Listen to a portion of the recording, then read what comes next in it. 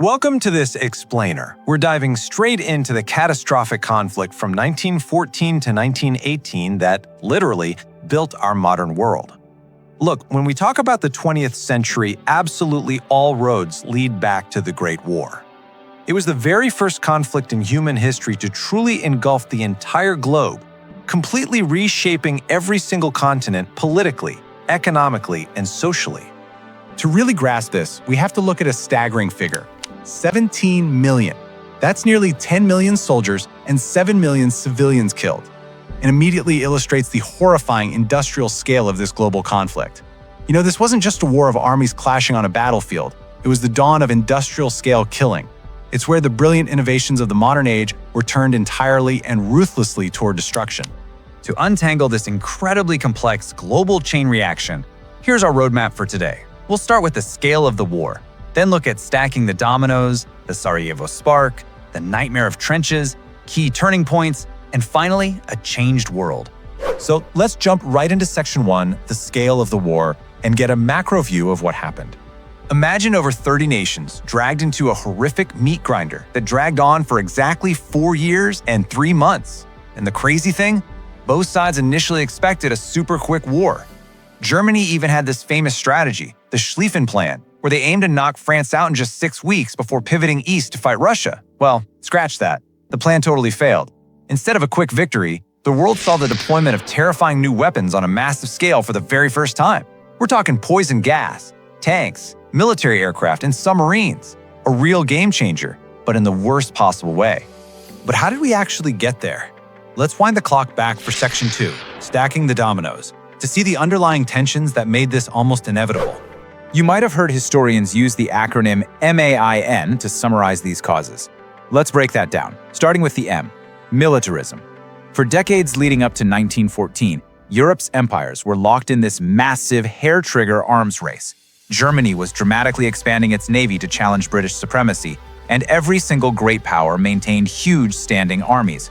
But here's the kicker: they had these incredibly rigid mobilization timetables.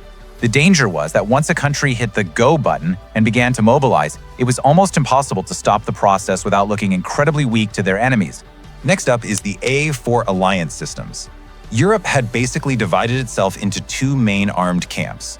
You had the Triple Alliance with Germany, Austria-Hungary, and Italy, and then the Triple Entente, making up France, Russia, and Britain. Now, on paper, these treaties were designed for security, as a deterrent.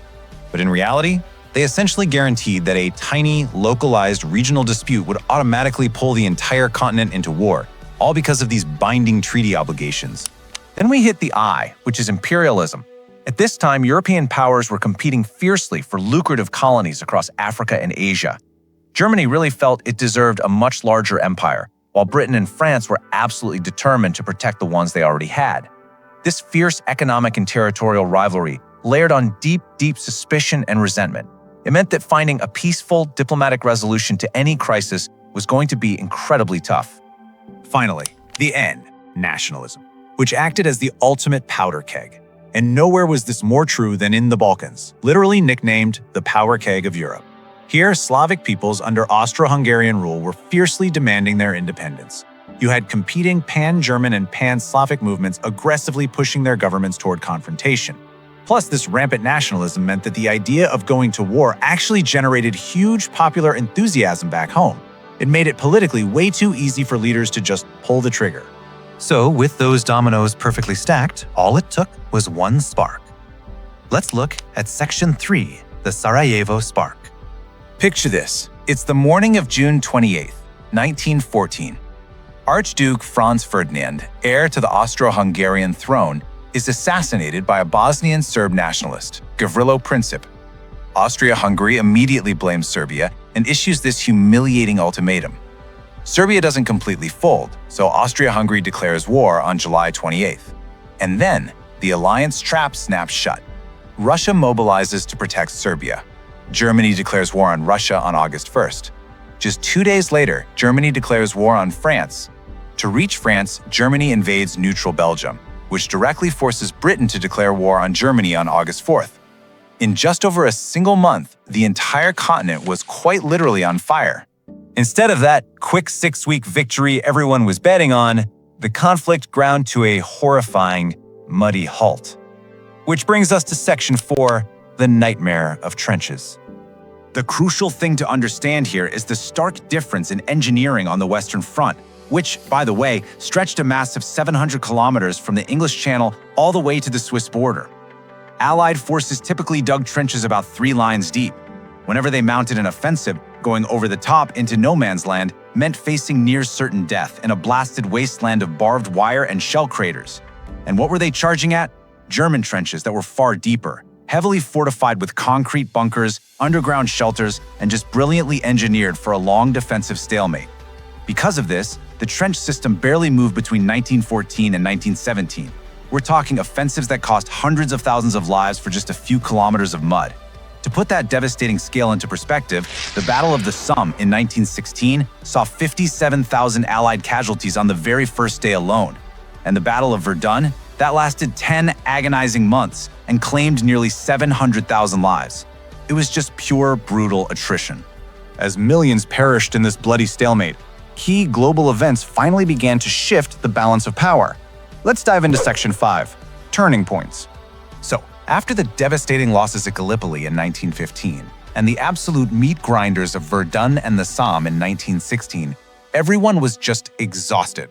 By 1917, Russia had suffered catastrophic losses, over 1.7 million dead. This horror directly triggered the Russian Revolution. The Tsar abdicated, the Bolsheviks seized power, and they officially pulled Russia out of the war, handing over vast territories to Germany. This was a huge deal because it freed up 1 million German troops to rush straight to the Western Front.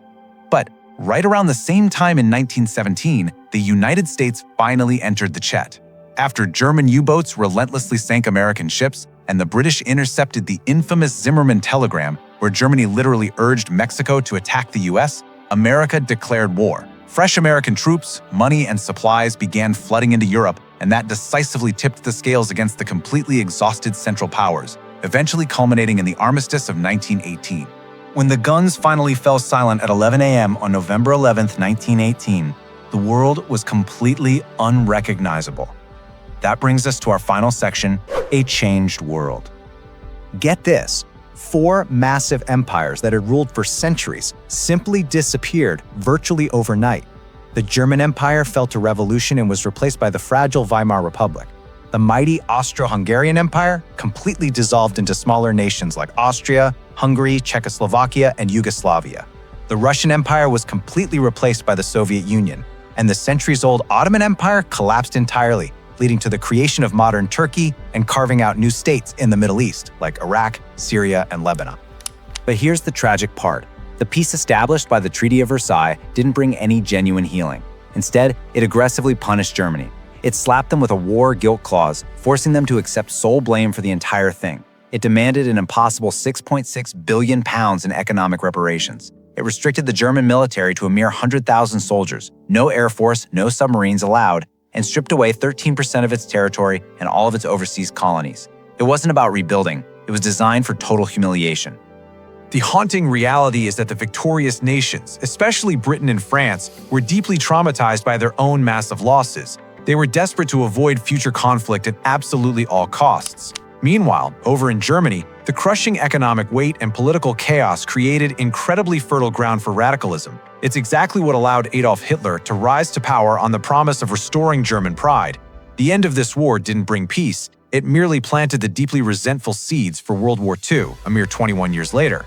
Ultimately, almost every major geopolitical challenge we face right now trace its roots directly back to the ashes of the Great War. The arbitrary borders drawn in the Middle East, still generating active conflict today. The sacrifices of millions of colonial troops, that fueled the massive mid-century independence movements across India and Africa. This war birthed the Soviet Union. It facilitated the rise of the United States as a global superpower, and it led to the creation of the League of Nations, the predecessor to the United Nations.